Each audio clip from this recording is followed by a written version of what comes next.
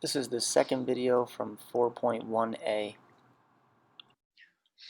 So we've looked at two sampling methods that are not good techniques, convenience and voluntary response. Let's look at what a better technique is for drawing a random sample, for drawing a sample, and that's implementing randomness.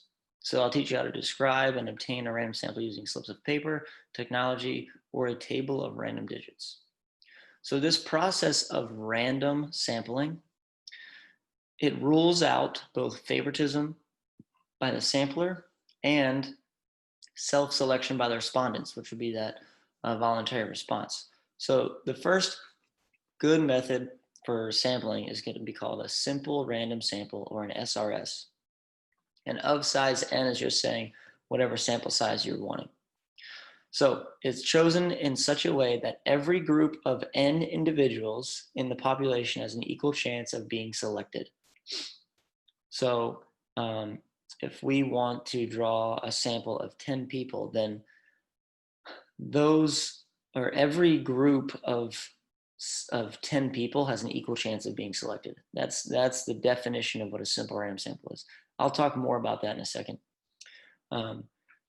So this random process requires random numbers, and there's two ways we can use random numbers. We can use the table of randomly generated numbers already, or you can generate your own using your calculator, and I'll show you how to do that here in a second.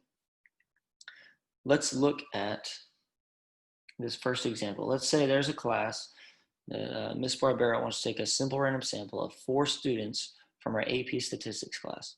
So here is the list of students, the boys and the girls here. Describe how you would use slips of paper to select the simple random sample. So we want each group of 4 students to have the same chance of being selected.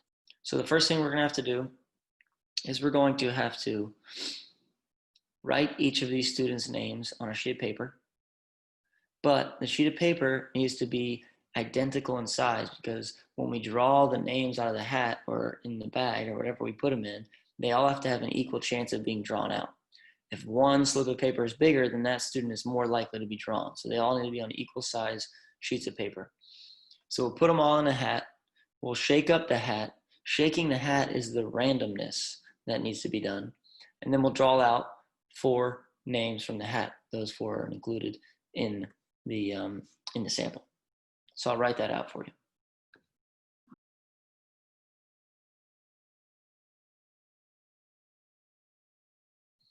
So again, make sure the names are written on equal size sheets of paper. Make sure the names are shaken up in the hat, and then use those 4 that you draw in your sample.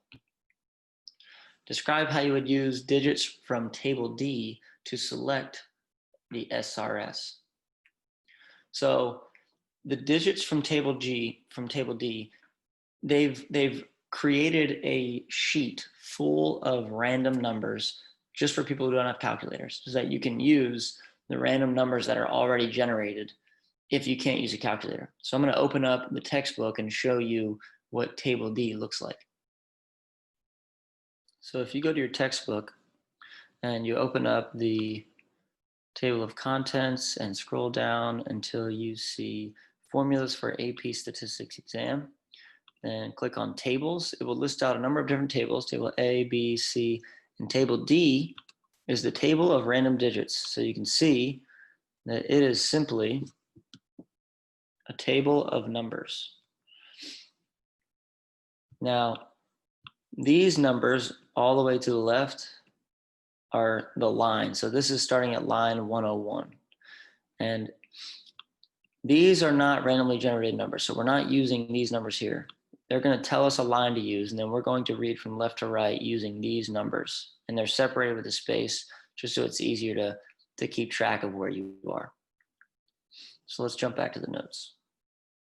So the whole purpose of using these random digits is to recreate the random process we did in example A. So we really just want to, instead of having to write their names on sheets of paper and putting in a hat, we want to use the random numbers to simulate that process. So the way we're going to do this is we're going to number each student. We're going to give them each a number from 1 to 20. And then we're going to use the random digits, and the first 20 unique numbers that we see are going to be used in our sample. But a couple of things we need to think about is if I number this person, Susan, from 1 to 20 here, let's scratch this and just redo it.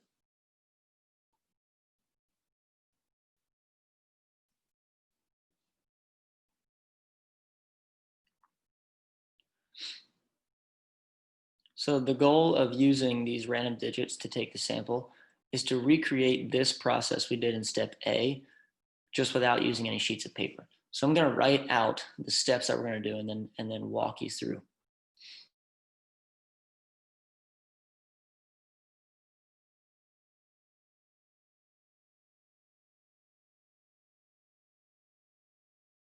So what we're going to do is we're going to number each of the students from 0, 1 to 20. And the reason we're going to use 2 digits like that is because if we use 1 digit and we counted 1 to 20, then the number 1, then we would have to read the digits 1 digit at a time.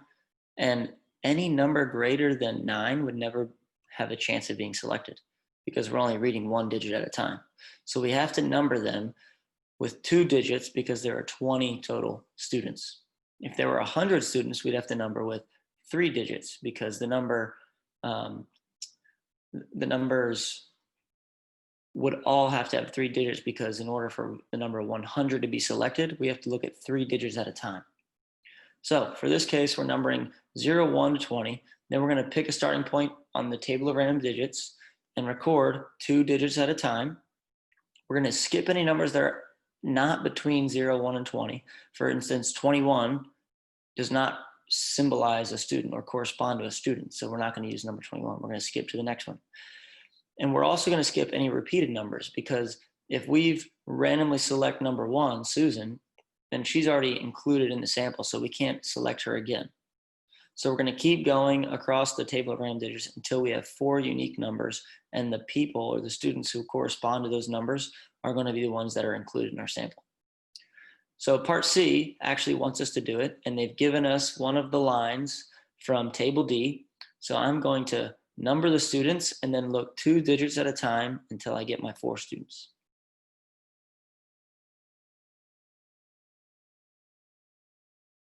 So I've assigned the numbers. Now I'm going to read starting from the left to right until I get 4 unique numbers between 1 and 20 from this line of digits. So 15, there's my first number. 68 is too big. 91 is too big. 42, skip. 27, skip. 6, there's my second. I'm going to keep going, skipping all the numbers that are too large or any that are repeated. 13 is the next. 35 is too big. 24 is too big. 93, 67, 81, 98, 28, 72, and there, my last one is number 9. So I've got my 4 numbers that were randomly selected. So now I need to pick the students whose names correspond to these numbers. 15 is Max. 6 is Allison. 13 is Sarah. And number 9 is Anushka.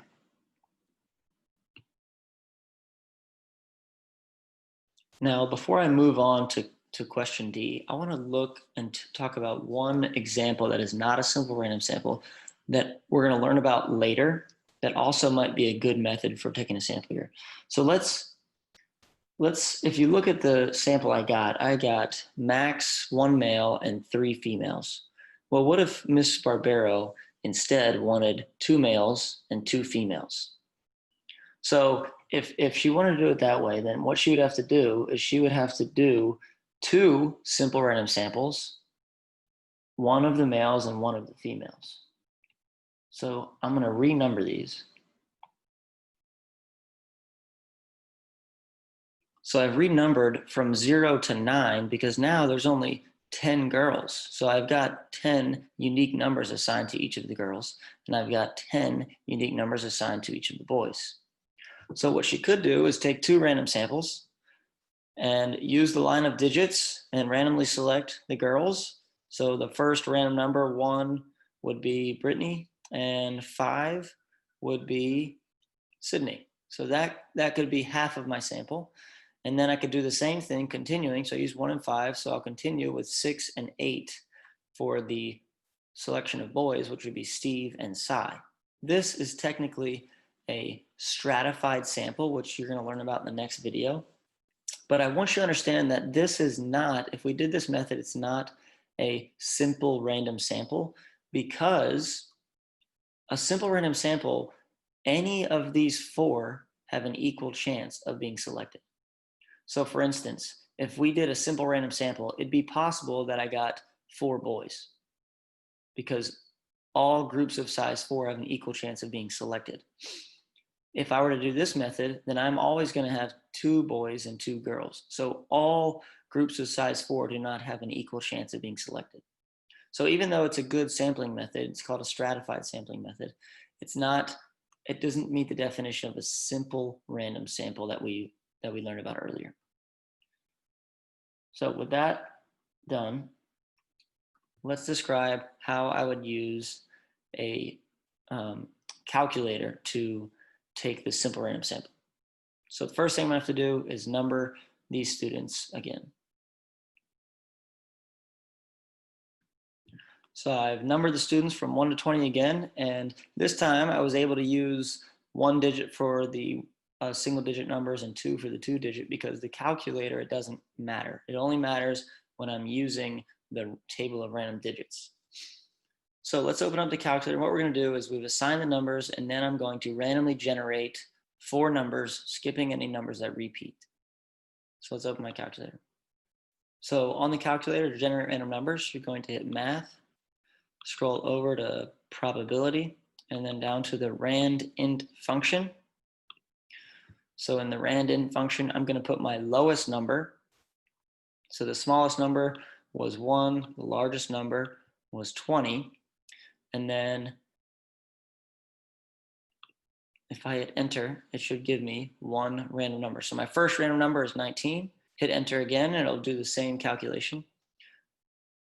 It's giving me the same number, 19. So I need to skip 19 because that person's already included in the sample. So I'll keep going. Next number is 3. So 19, I'm going to write these down. 3, 11, and 9. Now I have 4 unique numbers. So let's jump back to the notes. So since they've asked us to describe, I'm going to go ahead and write out the description, and I'm going to use these random numbers we generated from the calculator.